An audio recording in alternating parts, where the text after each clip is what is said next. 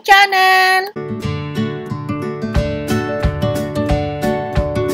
Ito na yung part 2 ng walking tour ng ating mga Tresfluffs or baby dog dito sa MOA, Mall of Asia sa Pasay.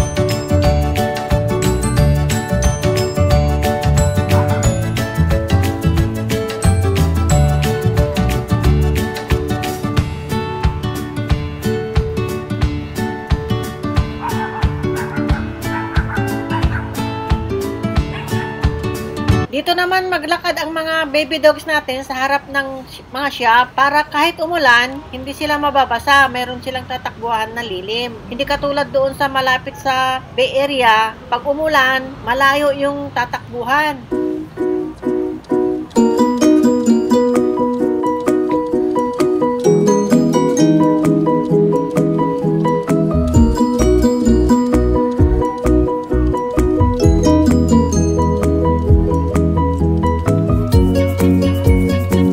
Nag-e-enjoy ang ating mga baby dogs o Tresfluffs sa kanilang pamamasyal.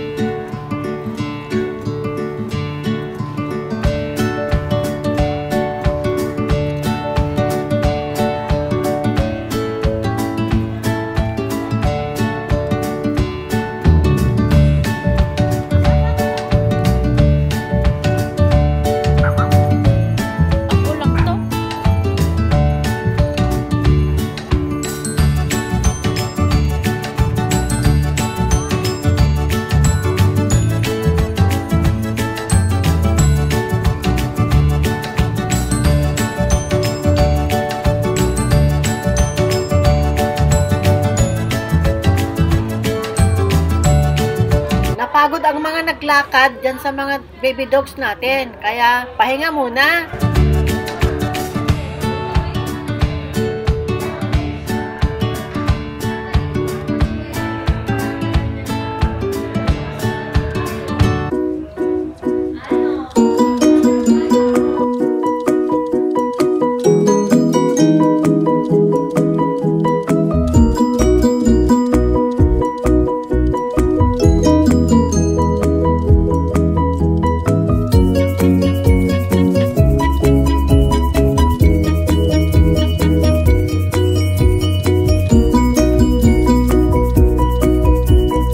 Lakad ulit. Sulitin natin ang araw na nakalabas sila. Kasi pag dito sila sa bahay, kain tulog lang ang mga tatlo.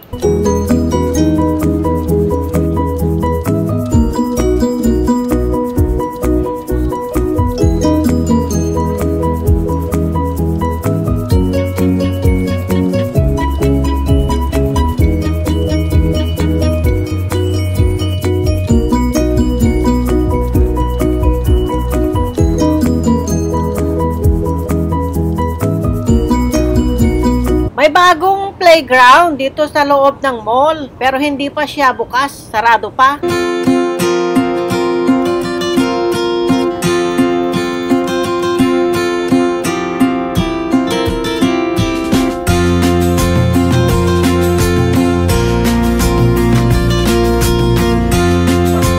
Hindi gaanong pinalalakad si Lolo Daichi dito sa tiles kasi madulas, hindi normal yung paa niya.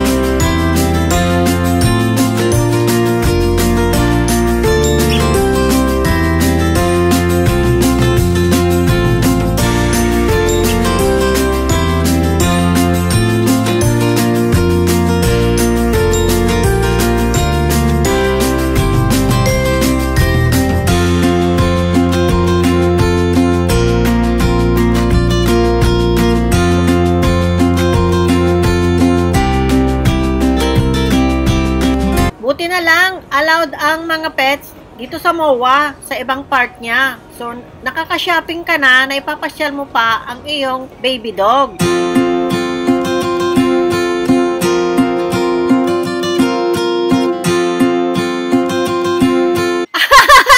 Napagod ang mga babysitter natin. Pahinga muna bago maglakad ulit papunta sa parking. Ito si Baby Mavi, 2 years old.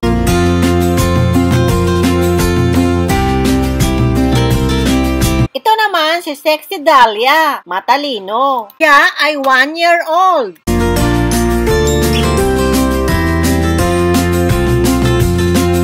Ito naman si Baby Cute Daichi. Brat kasi spoiled. 8 years old na siya. Tinatawag namin siyang lolo kasi sa edad niya, senior na siya. Exercise to the max!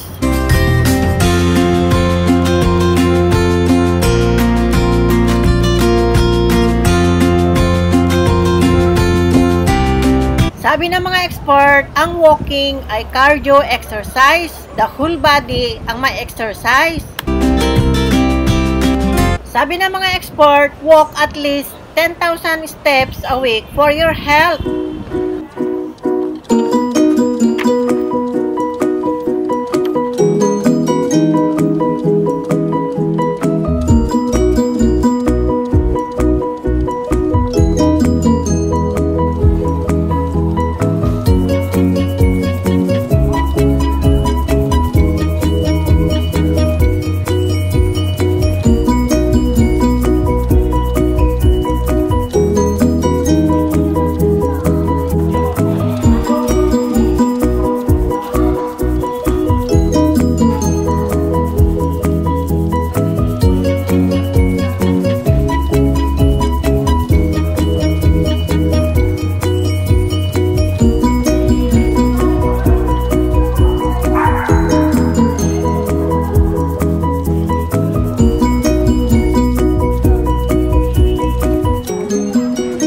Namasyal, nag-shopping, naglakad ng mahaba, nag-exercise, nag-enjoy!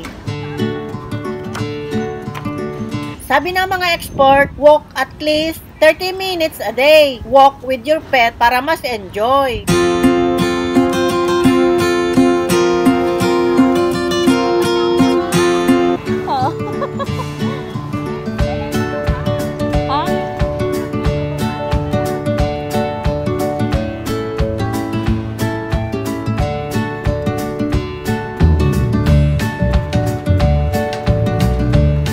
Gustong-gusto ng mga Tresfluffs natin ang damo kasi walang damo dito sa bahay.